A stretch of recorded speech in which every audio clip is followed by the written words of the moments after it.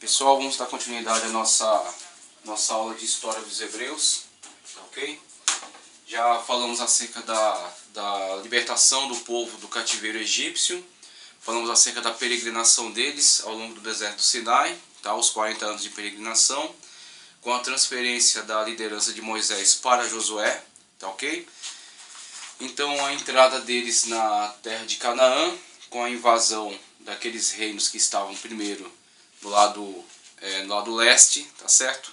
Com a queda de Bassã, do reino de Sion e Og, amorreus, e o período que eles permaneceram ali na parte do oriente ao Jordão, até o momento em que Deus, falando com o seu líder, falando com Josué, manda ele que passe o Jordão, intervém nessa situação, parando as águas do Jordão, quando eles então atravessam em terra seca e passam a exercer a dominação sobre o lado ocidental, né? Eles vão dominar as terras, vão expulsar aqueles antigos habitantes da terra, só que isso num processo bastante gradual, um processo que vai levar muito tempo até que Israel se estabeleça de fato como um povo dominante sobre aquela região. Eles vão conviver ainda durante muito tempo com resquícios desses povos que habitavam naquela região e que oferecem resistência à dominação de Israel. Então Israel vai gradativamente se instalando nas regiões, tomando posse de terras, se estabelecendo, até que pela época da monarquia instituída, primeiramente com Saul, e depois da dinastia davídica, e futuramente a divisão com os dois reinos, o reino de Israel e o reino de Judá, é que Israel de fato vai ser dominante na região, vai ser a nação que vai controlar toda aquela região. Quando então terão problemas com outros povos, né, com outras nações dominantes, mas então já terão dominado a região, já terão tomado daqueles povos que antigamente habitavam ali.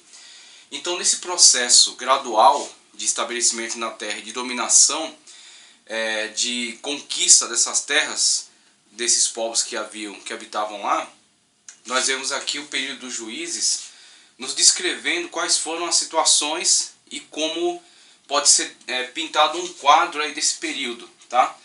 O quadro que o livro dos juízes apresenta para nós é um quadro de bastante instabilidade. Na verdade, há uma fragmentação política, tá? E há bastante instabilidade devido à ausência de um governo central. Então o que nós observamos na aula passada, quando falamos daquelas instituições que podem nos explicar um pouco o funcionamento de Israel logo que entra na terra, nós vimos aí as teorias, tá? As teorias que tratam aí do modo como Israel adentrou em Canaã, a teoria da conquista, que aliás é a que gosta de testemunho dos textos bíblicos, é o que a ortodoxia defende, é o que nós acreditamos, a teoria da conquista, que Israel se movimentou em um bloco, sendo liberto da escravidão do Egito, peregrinando pela terra até tomar posse da terra de Canaã. Mas há outros pontos de vista apresentados, como por exemplo a teoria da migração e a teoria da revolta, né? A teoria da migração diz que foram levas e levas de pessoas que foram saindo, deixando as terras do Egito e migrando para a terra de Canaã, se estabelecendo e futuramente tomando o controle da região. E a teoria da revolta diz que Israel, na verdade, contou com revoltas internas de outros povos que estavam insatisfeitos com as dominações que haviam naquela região. Então houve uma revolta, uma guerra civil, vamos dizer assim, dentro da região da Palestina, que foi favorável a Israel no sentido de se aproveitar da instabilidade política. Mas são teorias que podem trazer, pode até acrescentar alguns detalhes, mas aquilo que é de mais relevante, aquilo que é de mais importante, é aquilo que está narrado nas Escrituras e que dá muito o quadro de uma conquista, na verdade. De uma conquista, de um deslocamento de uma massa popular que estava submetida à escravidão no Egito e que, sendo liberta dessa escravidão, invade a terra de Canaã e conquista toda aquela região. Então, dando continuidade dessas situações, Temos então a libertação, a peregrinação e a entrada na terra com estabelecimento. E esse estabelecimento de forma gradual. E esse estabelecimento gradual que se deu pode ser bastante demonstrado quando se observa o período dos juízes. E o período dos juízes, nós vemos aí uma organização um tanto frágil. Uma organização tanto frágil do sistema de governo de Israel na terra. Nós vemos, por exemplo, as instituições que lá foram estabelecidas, como por exemplo a competência da Liga das Tribos, tá? A Liga das 12 tribos, a tribo de Levi é uma tribo sacerdotal, então a Liga das 12 tribos, cada cabeça de tribo, né, com um poder de decisão dentro desta liga, e uma organização, vamos colocar dessa maneira, uma organização judiciária, instituída por Moisés durante a peregrinação, primeiramente através do conselho de Jetro, né, o seu sogro, que observando a prática dele de julgar o povo do amanhecer até a noite, viu tanto que havia um desgaste dele, quanto havia uma insatisfação do povo por não ser possível ele atender a toda a demanda. Então Jetro traz essa ótima ideia de instituir um grupo de auxiliares a ele, que a eles fosse concedida autoridade para julgar dentro dos seus departamentos, julgar dentro da sua tribo, tá ok? Então este grupo é instituído durante a peregrinação e Deus dá o seu aval a esse grupo, tanto que tira do espírito que está sobre Moisés e coloca sobre eles, sobre aqueles anciãos, tá certo? E esses anciãos, quando esse povo adentrar a terra, vão constituir, vamos dizer assim, o Supremo Tribunal dentro dessa organização tribal de Israel. Então temos aí a Liga das Tribos, cada tribo tem um representante, esse representante tem um poder de decisão dentro dessa Liga das Tribos, e tem também essa instituição judiciária fundada por Moisés durante a peregrinação, que julga casos nacionais, que julga problemas de envergadura nacional, como por exemplo aquela situação ocorrida na tribo de Benjamim, em que indivíduos de Belial tomaram a concubina de um levita e estupraram aquela concubina, e de tal forma que ela veio a falecer, né? Foi uma barbárie que foi realizada por pessoas, por criminosos daquela tribo. Agora, o assunto foi de tal modo chocante, né? De tal modo escandaloso, que veio a se constituir num assunto não a ser discutido somente dentro da tribo. Foi de competência nacional, principalmente porque aquele levita, ele mandou um recado muito claro a todos os cabeças de tribo para que intervissem naquela situação. Então, uma vez que a situação se tornou um assunto nacional, fugiu da competência da tribo.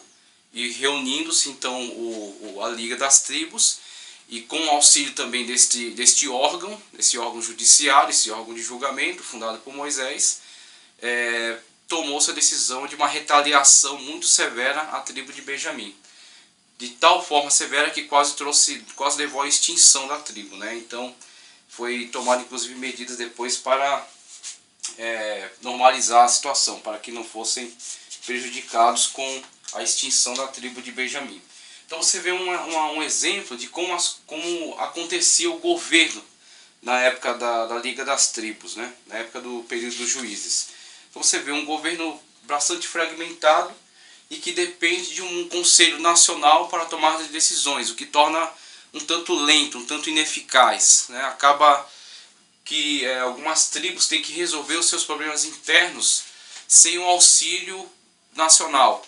E muitas das vezes, quando não conseguem resolver, esse auxílio nacional acaba tardando, né? Acaba tendo uma reação tardia, uma resposta ineficaz e não tão rápida, o que vem a causar prejuízos futuramente a todas as demais tribos. Então você vê ao longo da história desenvolver-se nações que estavam disputando com Israel a hegemonia da região e que vão causar muitos danos a Israel, a nação da Síria, tá ok? Os amorreus que foram expulsos da terra, mas que frequentemente retornavam para tentar uma reconquista, os árabes, que eram normalmente peregrinos, que eram nômades na região e que invadiam periodicamente a região também para fazer saques. Então essas situações de ameaça ao território, não tinha uma resposta rápida por causa dessa instituição fragmentária que dependia de um Conselho Nacional, de se reunir, tomar uma decisão e dar uma resposta. Com isso, mostra a ineficiência desta forma de governo que foi praticada nesta época. Então vemos aí, por exemplo, a competência da Liga das Tribos, a competência da tribo, tá? O Shebet, que é chamado Shebet, e a tribo é chamado os juízes que governaram na época sobre esse Shebet é chamado Shafat. Então os Shafat são líderes carismáticos que são levantados em cada tribo.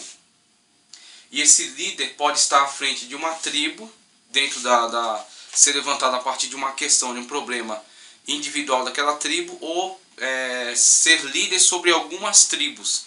Dificilmente um líder nacional. Alguns foram, como Samuel, por exemplo. Mas dificilmente um líder nacional. Geralmente um líder local, ou um líder que extrapola um pouco os limites da localidade. Que reúne algumas tribos em torno do seu nome para dar resposta a uma situação de dominação, a uma situação de ameaça, né? Uma situação de agressão a um território de Israel. Mas geralmente era algo mais local. Competência das tribos, tá ok? E a competência da associação protetora, bem como a competência da casa do pai. Então vimos aí esta forma de organização. As 12 tribos, que são o Conselho Nacional, né, um órgão judiciário ligado a ela, tá ok? E desse órgão pode ser subdividido nas tribos, na organização de cada tribo. A tribo é constituída por várias associações protetoras, algumas associações protetoras, que por seu lado podem ser divididas em casa do pai. Então a casa do pai é a parte a parte nuclear, né? A parte do núcleo daqueles pequenos grupos. Então vemos a casa do pai com um líder, né? O patriarca da família e as pessoas, parentes que estão associados a ele. Essa pequena organização já é responsável por algumas instituições, já é responsável por algumas tomadas de decisão. Algumas casas do pai reunidas constituem uma associação protetora, que também toma algumas decisões, também tem algum poder, tem uma certa influência. E essas associações protetoras reunidas constituem a tribo. Então a tribo de Dan, ela pode ser subdividida em algumas associações protetoras que estão ligadas a algumas regiões daquele território daquela tribo, e essa associação protetora por seu lado é subdividida em casas do pai. Tá, ok? Então essas são as subdivisões desta organização desse período de Israel.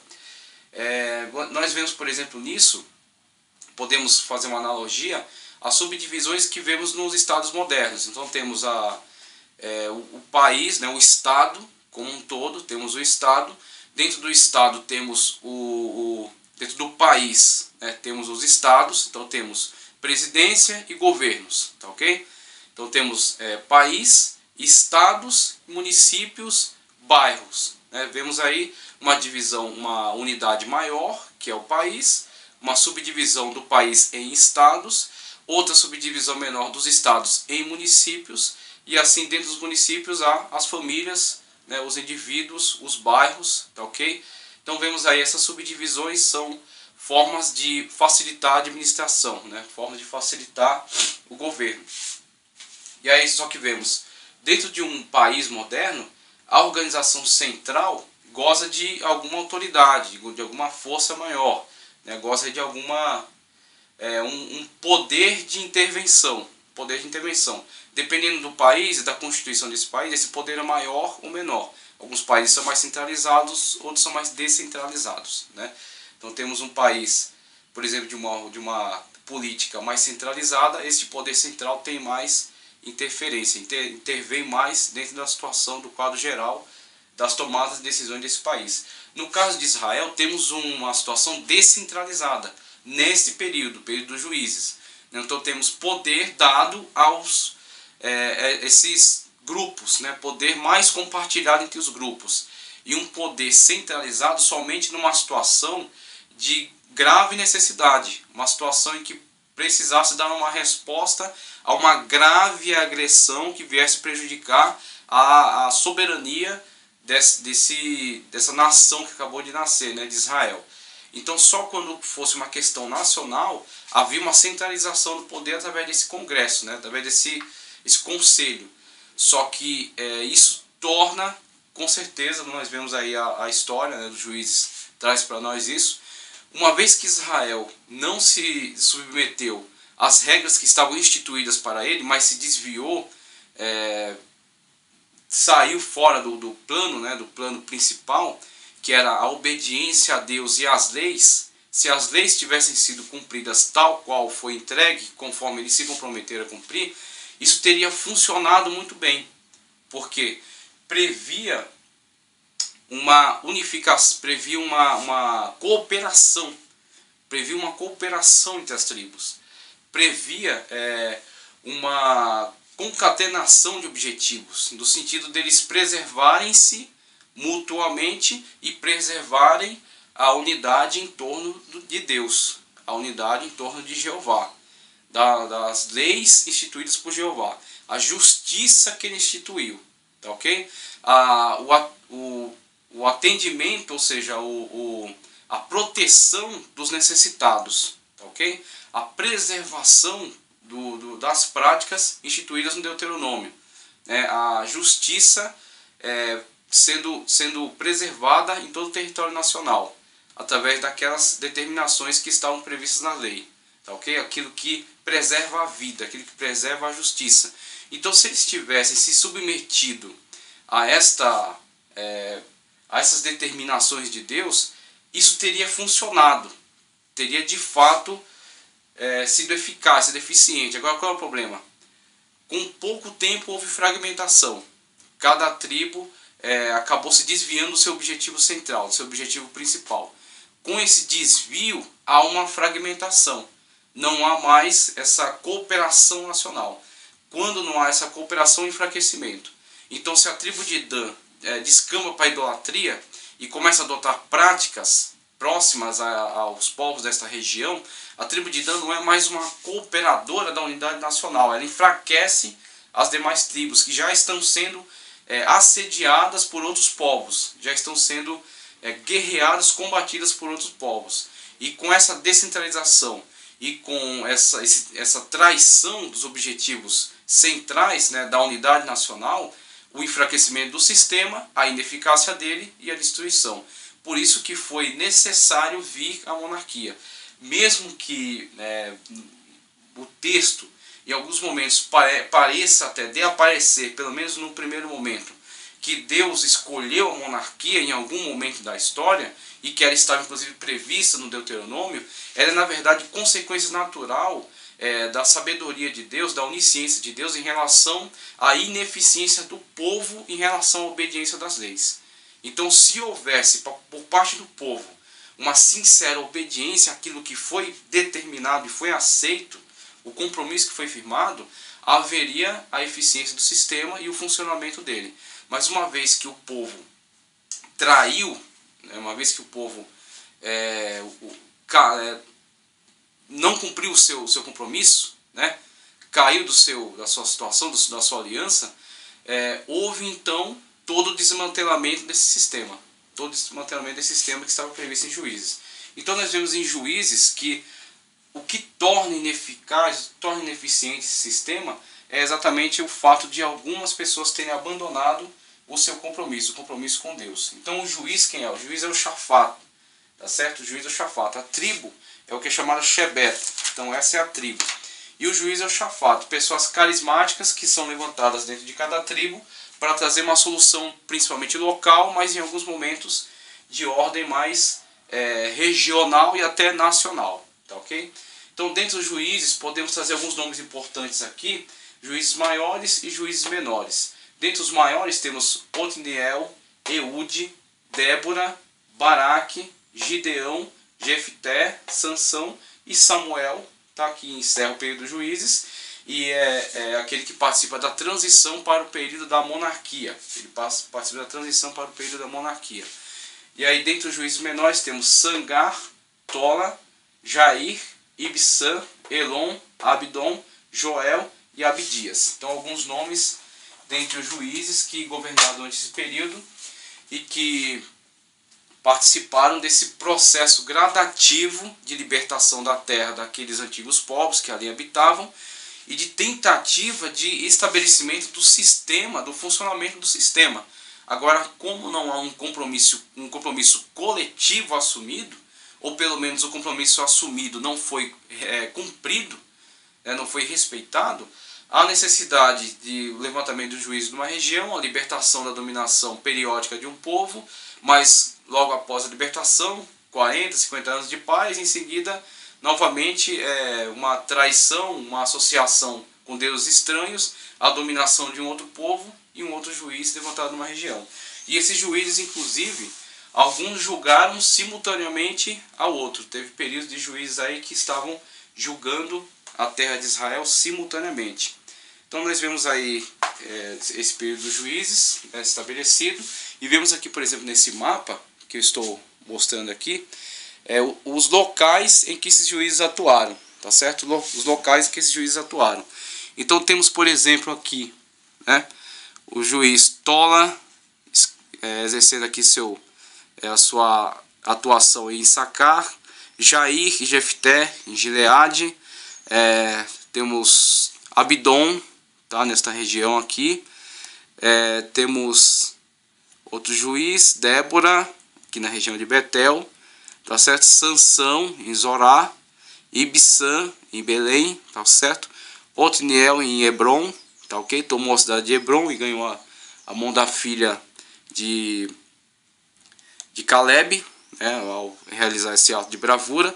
Então temos aí o território de Israel sendo defendido das invasões, sendo defendido das agressões de povos que estavam tentando retomar o poder, e os juízes que foram sendo levantados para julgar o povo. Ou seja, eles não eram um governante estabelecido com um mandato. Eles foram pessoas que, diante da necessidade, foram levantados, foram escolhidos, e Deus se diz poder, Deus se diz autoridade periódica para a resolução desta situação em específico. Então há um problema que surgiu, e esse problema específico será resolvido através da intervenção de Deus por meio de um juiz. Então esse juiz tem um poder periódico, ele não se estabelecerá como um governante e regerá aquela tribo em longo tempo.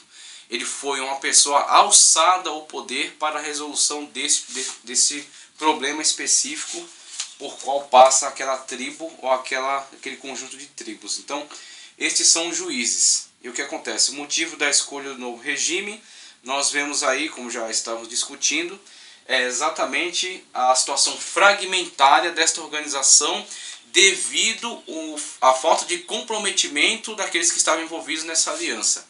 Uma vez que não houve um comprometimento total da nação de Israel em relação às leis de Deus, havia uma quebra de aliança, havia uma quebra de compromisso.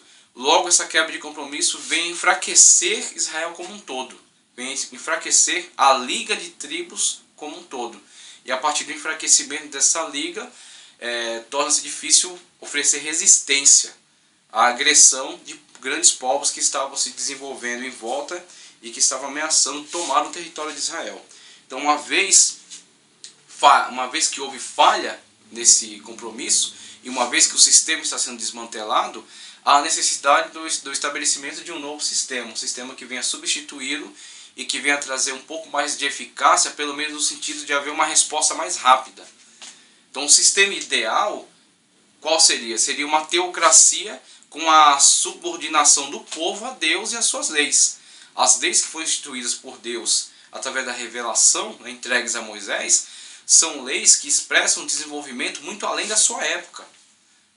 Leis que prevêem um processo legal, leis que prevêem a presunção de inocência. Quando, por exemplo, são estabelecidas as cidades-refúgio, onde uma pessoa que matou não de forma culposa, matou de forma dolosa, um acidente, ela pode se refugiar até haver um julgamento do seu caso, quando um juiz iria analisar as situações, o que há de subsídio para poder dar uma sentença. Então vemos um desenvolvimento, Havia, por exemplo, a questão questão estabelecida também na lei do Deuteronômio, que fala sobre compensação, quando uma pessoa que age de forma irresponsável em relação à segurança do seu próximo e acaba ferindo o seu próximo, ele tem que compensar, tem que indenizar essa pessoa. Características extraordinárias da lei do Deuteronômio que avançam a sua época e que poderiam levar Israel a um grande sucesso, a levar Israel a um modelo de vida exemplar, um modelo de vida que seria padrão para os demais povos. Esse era o objetivo de Deus com essa nação, fazer dele um padrão para os demais povos. Agora, infelizmente, Israel pecou com seus compromissos. Quando Israel falha nessa situação, o sistema quebra por dentro. E ao quebrar por dentro, há necessidade de um outro sistema que é inferior àquele, mas que pelo menos apresenta uma resposta mais rápida diante dos ataques de outros povos estranhos, por exemplo, que estão sempre agredindo Israel, estão sempre tentando invadir, roubar, saquear os bens de Israel, estabelecer dominação sobre a região. Então, é a necessidade de um sistema mais centralizado para uma resposta mais rápida. Um exército organizado, um exército profissional que possa se mover rapidamente e apresentar combate a essas nações que estavam tentando a invasão, que estavam sempre em atitude belicosa. Então esse sistema dos juízes, com essas pessoas levantadas para a resolução de um problema pontual e que não tinham governo sobre aquela tribo, sobre aquela região, mas que simplesmente exerciam um poder carismático, ou seja, as pessoas olhavam para aquele juiz, Deus havia levantado aquele juiz, mas principalmente as pessoas olhavam para ele e entregavam a ele esse governo provisório em virtude de entenderem que ele poderia trazer solução àquele problema. Mas ele não estabeleceu uma forma de governo, uma sistematização de governo, ele simplesmente foi levantado para aquela situação. Então vemos, por exemplo, a pressão dos filisteus veio a trazer a mudança de sistema. Vemos então povos que estão vizinhos a Israel e que estão oferecendo risco à unidade nacional, à soberania sobre o território, e uma vez que esse sistema está sendo desmantelado por dentro, não há eficácia, não há resposta rápida, há uma fragmentação intensa das tribos, de tal forma que o livro dos Juízes, próximo do final, chega a falar que cada povo andava conforme os seus desígnios, cada um fazia aquilo que dava na telha, aquilo que dava na cabeça, ou seja, expressa a anarquia, expressa a fragmentação, expressa o desmantelamento. Não há uma organização central, não há um poder soberano central que imponha, que imponha uma ordem, que imponha uma organização. E com esta ausência de poder, este vácuo de poder, há a interferência de povos fortes, povos guerreiros que estão vizinhos, que estão na região, estão ameaçando intensamente Israel. Por exemplo, os filisteus. Os filisteus, conforme estou mostrando aqui nesse mapa, um povo que veio de uma ilha chamada Creta, originário aqui de Creta, que migrou para esta região, primeiramente esta região do Egito e depois para a região da Palestina. Ok? Se estabeleceram aqui no litoral da Palestina. As cidades mais importantes são Gaza, Asquelon, Asdod, Ecrom e Gate. E se estabelecendo aqui nessa região, sempre disputavam com Israel o domínio da região. Disputavam com Israel o domínio sobre aquela região. Eram povos que estavam num nível de desenvolvimento um pouco mais avançado, que tinha o domínio dos metais, por exemplo. Sempre nos lembrando que Israel, ao invadir Canaã, eles estavam vindo de uma situação de escravidão. Então não estamos pensando para Israel em desenvolvimento tecnológico muito avançado. Israel estava ainda aquém do desenvolvimento da época. Então, saindo da escravidão, o período de peregrinação, com vamos dizer assim, o estabelecimento de uma unidade nacional, com esse povo agora adquirindo uma característica de um povo soberano, saindo de uma característica de povo escravo e adquirindo soberania, e unificação desse povo enquanto nação. Está nascendo ali agora uma nação, não indivíduos de diferentes tribos que simplesmente estavam subjugados a uma situação de escravidão por um povo muito maior, muito mais avançado e muito mais antigo. Mas agora um povo liberto, depois de liberto, agora estabelecido a unidade nacional e desenvolvendo as suas características próprias. Inserido em Canaã, um povo de guerra, um povo belicoso, né? Um povo que, a partir das dificuldades da peregrinação, de todo esse período, de todas essas guerras que tiveram que enfrentar, um povo que está pronto para a batalha, para entrar em Canaã e guerrear com aqueles povos que lá estão.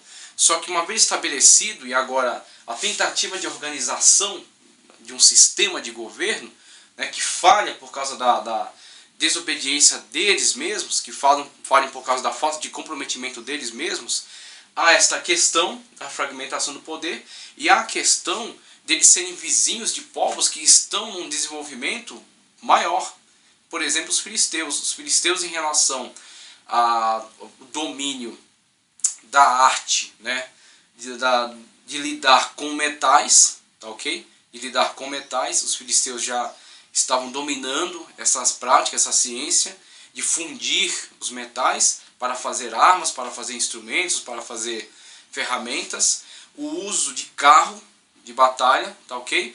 E a organização de um exército regular, um exército profissional, um exército que sempre está disponível para aquelas cidades-estado.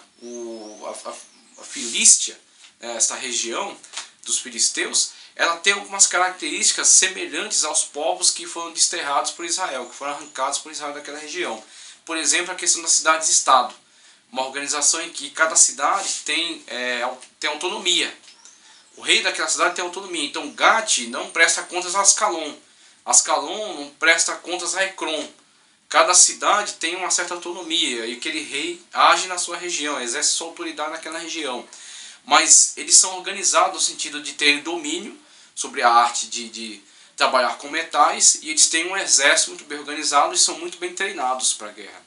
Então a disputa entre Israel e eles é desigual, porque Israel está ainda em desenvolvimento, está ainda crescendo e aprimorando algumas técnicas. Então, com isso, a Filístia oferece um sério risco a Israel.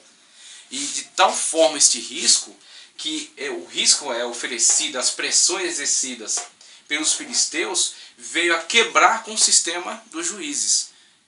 Veio a tornar esse sistema ineficaz, porque esse sistema já havia sido desmantelado por dentro, por causa da fragmentação intensa desses líderes. As tribos não se organizavam de uma forma homogênea para dar uma resposta rápida. E com isso esse povo que estava no litoral de Israel exercia grande domínio sobre eles, invadia as regiões e oferecia risco a qualquer liderança de Israel.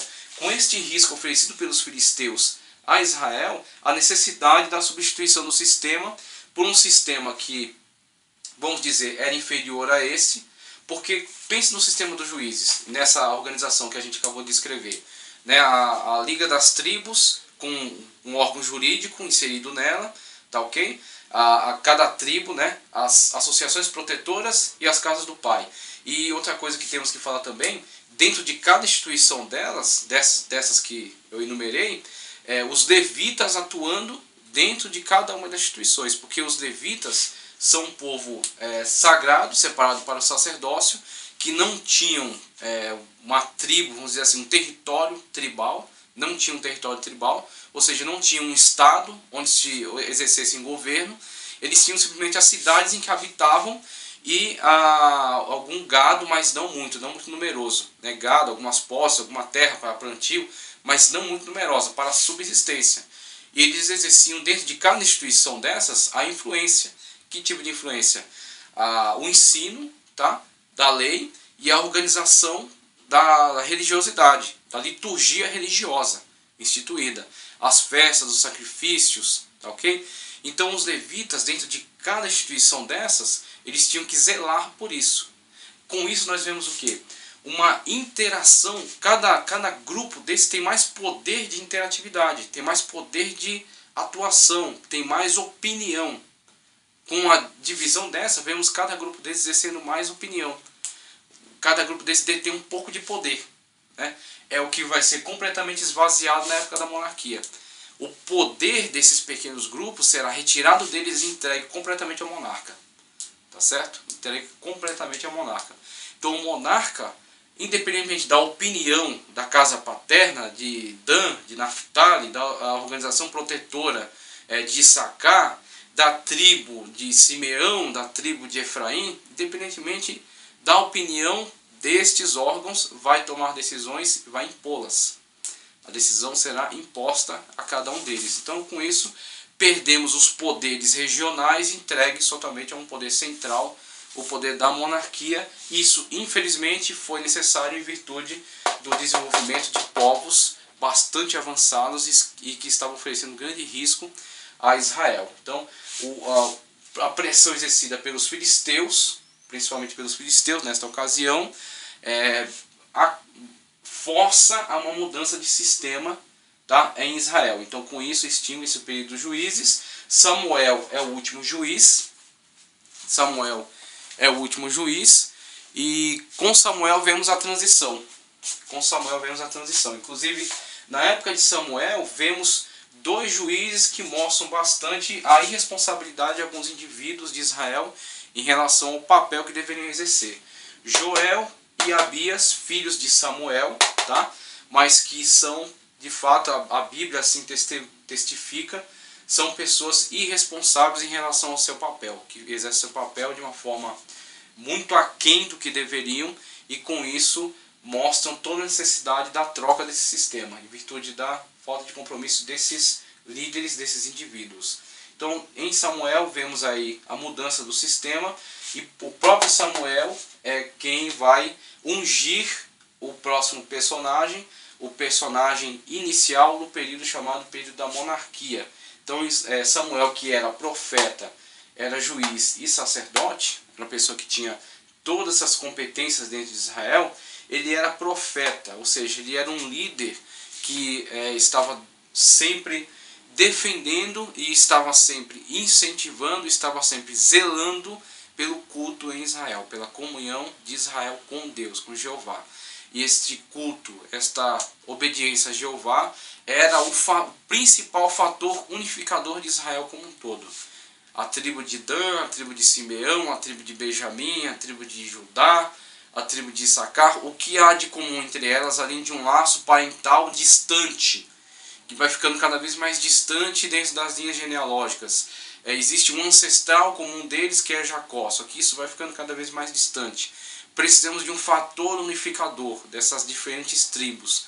Qual é o fator unificador? Jeová é o fator unificador. O Deus que libertou eles da escravidão e deu a terra a eles. O Deus que os defende, né? O Deus ao qual prestam contas porque firmaram um juramento com ele no Monte Sinai. Este é o fator unificador. E Samuel, enquanto profeta, sempre defendia esta máxima, sempre defendia esta lei, defendia esta consciência nacional, e tinha que incentivar essa consciência nacional.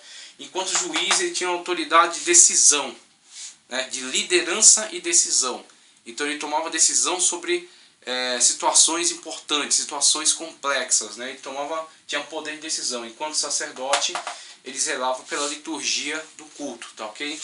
Zelava pela liturgia do culto. Então, o fim desse sistema, Samuel, é a ponte entre o período dos juízes e o período que se inicia, o período da monarquia, que vai dar resposta mais eficaz à pressão exercida pelos filisteus, mas não somente pelos filisteus, pelos amorreus, tá ok? Pelos árabes, que faziam incursões na região, pelos edomitas, pelos moabitas, pelos amalequitas, diversos povos com mais desenvolvimento ou menos, com mais poder bélico ou menos, mas que sempre estavam agredindo Israel, sempre estavam oferecendo risco às tribos de Israel. Então as tribos perderão seu poder individual, casa paterna, associação de tribos,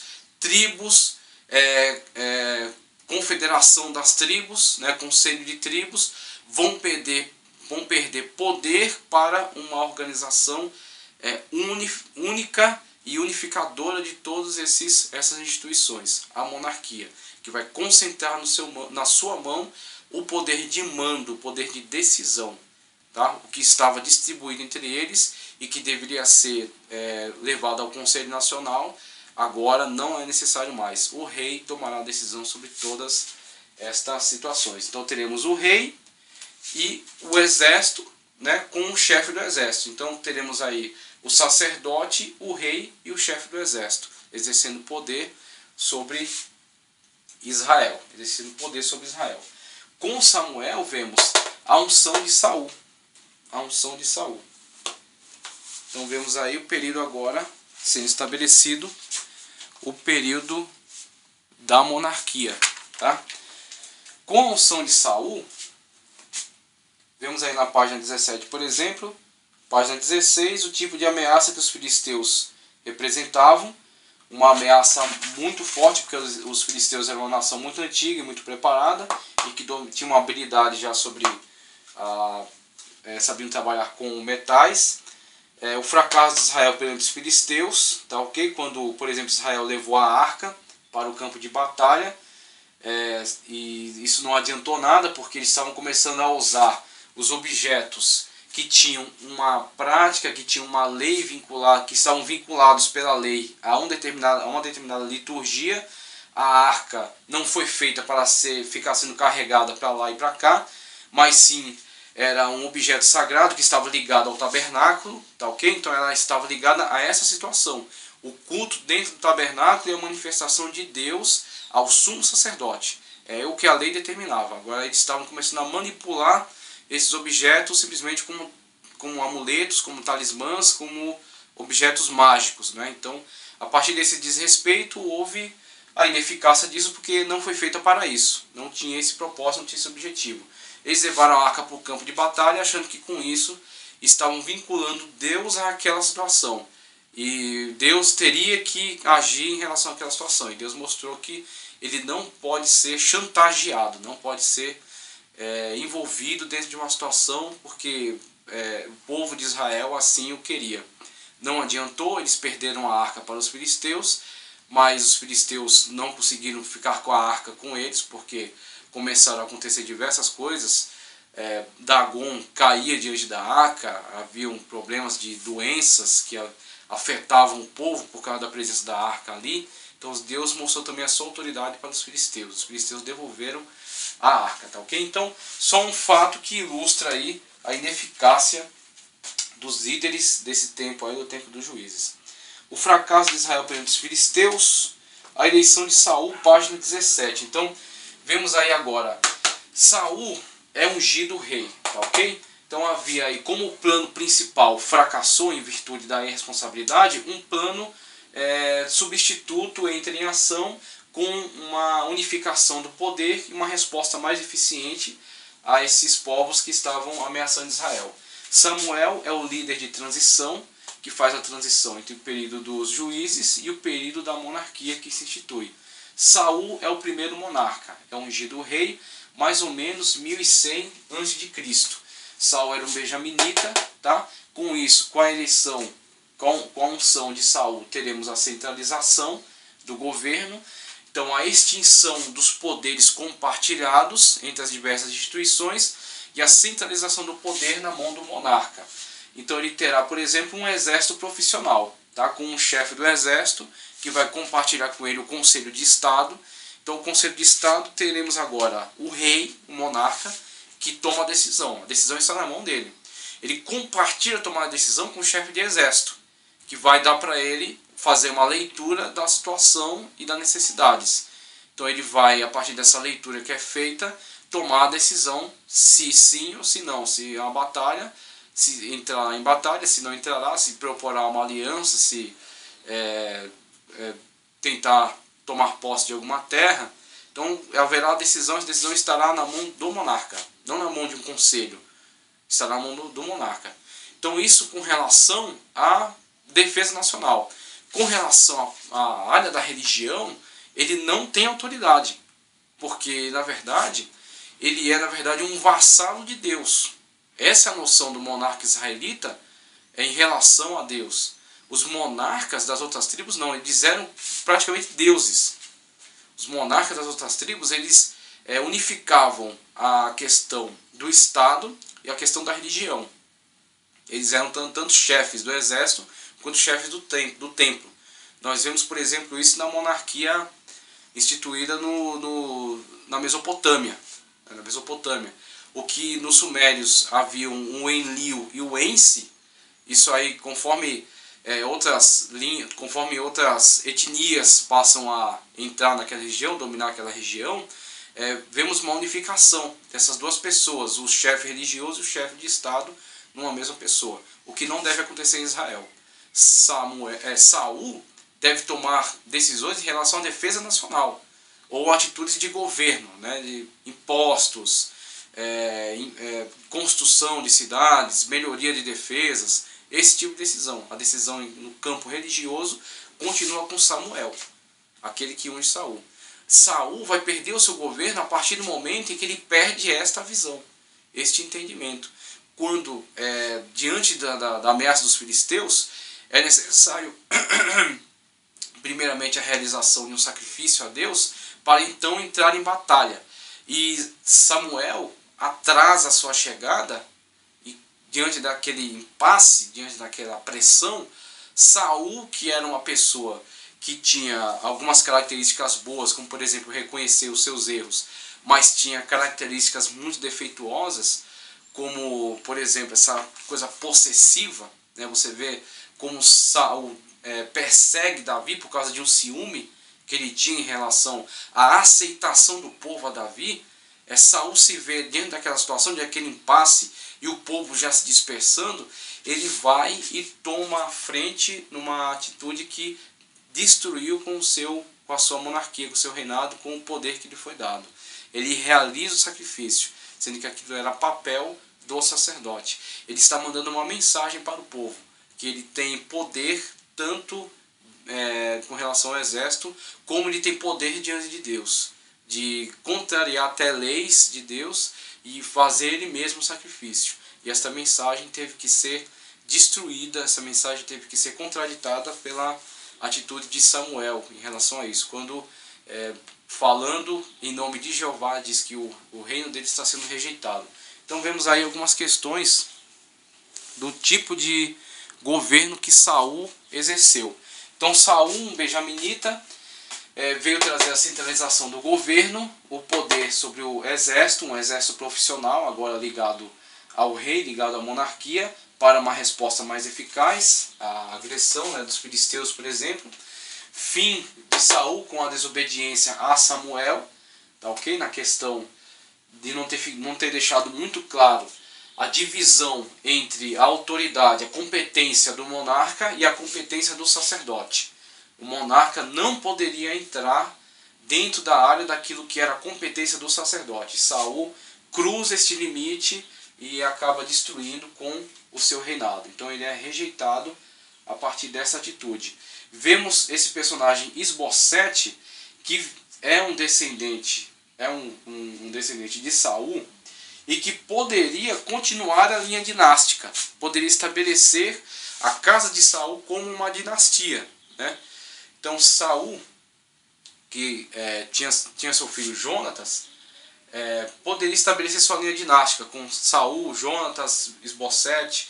Só que o que acontece? A partir da rejeição de Saul, e Jonatas também abrindo mão dessa questão da monarquia, da realeza, em virtude dele entender que Davi era o líder de fato, que Davi deveria ser a pessoa à frente de Israel, e ele foi uma pessoa bastante corajosa, bastante sincera ao demonstrar isso nas suas atitudes. Vemos aí, a partir da rejeição de Saul, tá ok? Nessa atitude, a troca dinástica. Então Saul, ao mesmo tempo que ele inicia um período da monarquia, ele não consegue se estabelecer contra a dinastia, colocar o seu filho no reino, colocar o seu filho no trono, tá ok? E assim, por exemplo, seu filho, o filho do seu filho, e assim seu neto, bisneto, trineto, estabelecer uma longa dinastia. Ele não conseguiu por causa a falta de compromisso, a falta de coragem, a falta de respeito em relação a essas características do reino em Israel. O rei de Israel não é o rei sobre tudo. O rei de Israel é uma pessoa levantada para determinados assuntos, determinadas questões de governo, questões de defesa nacional, mas nunca questões ligadas à religião.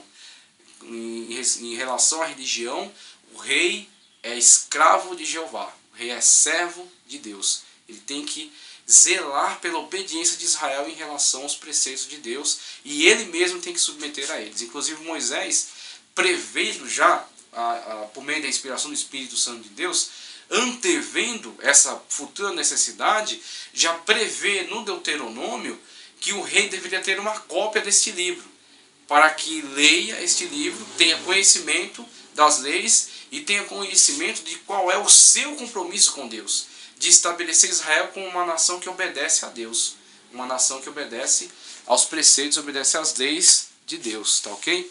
Então vemos aí características da monarquia em Israel, como ela deve se comportar em relação a Deus.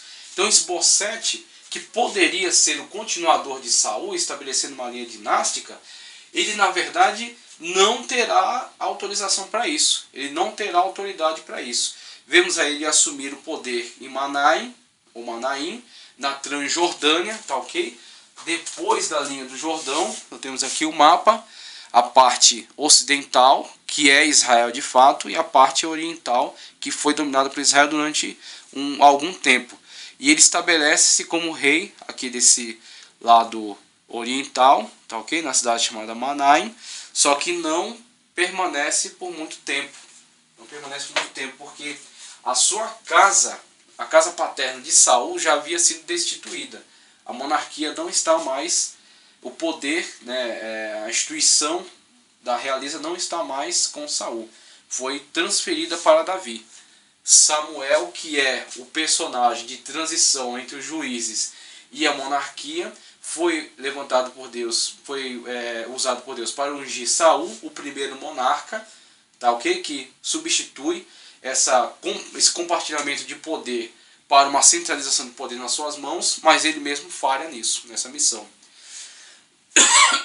Falha numa questão da liturgia, e esta falha é considerada uma falha gravíssima, a tal ponto que tira dele este poder, o poder de dar continuidade à monarquia, o poder de estabelecer uma dinastia. Então a tentativa dinástica da casa de Saul, a rejeição popular, o povo mesmo não autoriza, tá ok? O povo não se mostra solidário ao estabelecimento dele enquanto líder, enquanto chefe de Estado. O povo não se mostra solidário, tá certo? O abandono de Abner, que era um chefe militar. Aí vemos aqui como é compartilhado o poder nessa situação monárquica, diferentemente das tribos. As tribos eram ineficazes, mas elas tinham um compartilhamento de poder muito maior entre diferentes tribos.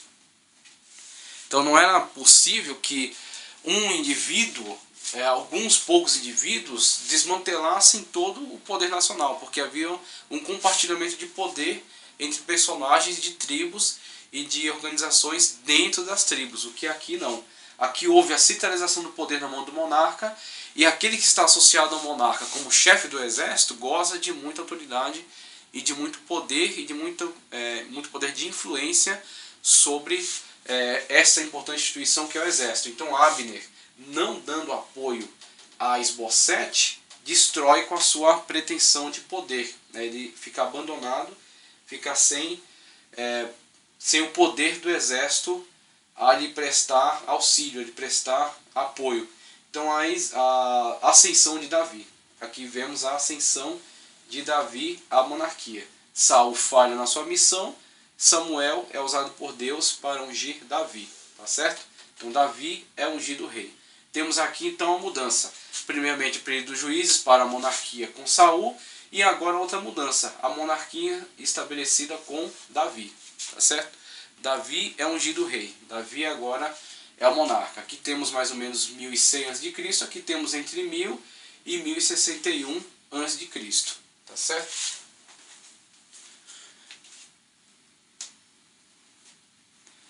Então na época de Davi, dando continuidade aqui, vamos ver, Samuel unge Davi. Davi, o que era? Davi era um pastor de ovelhas. Davi era um pastor de ovelhas. Vamos ver aqui na lição. Fim do reinado de Saul. Vamos ver. Morte de Esbocete. a vingança de Davi por causa da morte de Esbocete. Davi não concordou com a forma com que agiram com Esbocete. Davi tinha características muito importantes, como por exemplo a nobreza, o respeito para com as autoridades. Mesmo quando Davi foi ungido no período em que Saul ainda estava no trono. Já havia sido rejeitado por causa da sua atitude errada em relação à liturgia, mas ainda estava no trono. Só que, já rejeitado, Deus já levantou Samuel para ungir Davi. Mesmo Davi tendo recebido a unção, ele não empreende uma perseguição contra Saul, mesmo porque ele não teria nem condições de fazê-lo, mas nem pretendeu. E no momento em que Saul esteve nas mãos dele, num período de perseguição em que Saul estava caçando Davi, Saul, numa situação dentro de uma caverna, estava vulnerável a Davi. Davi estava dentro da caverna e Saul entra nessa caverna. Ele estava vulnerável a Davi, mas Davi corta somente um pedaço do manto dele e apresenta, mostrando que ele teria Saul na sua mão, mas que ele não o executou. Até esta atitude, depois Davi se arrepende dela, mas demonstra bastante quais são as características de Davi, diferenciando-se de Saul. Saul estava o perseguindo por ciúmes, e Davi, mesmo assim, o respeita como o rei, tá ok? Na situação, inclusive, em que Saul morre, em guerra contra os filisteus, que ele, na verdade, ele se mata, né? Ele é um suicida. Ele é capturado, o corpo dele de Jonatas são capturados pelos filisteus e são expostos. E Davi, com o seu comando de elite, toma de volta o corpo de Saul e de Jonatas. Então vamos ver aí depois, mais especificamente sobre Davi. Mas vimos aí já a questão da transição de governo. Juízes para a monarquia com Saul.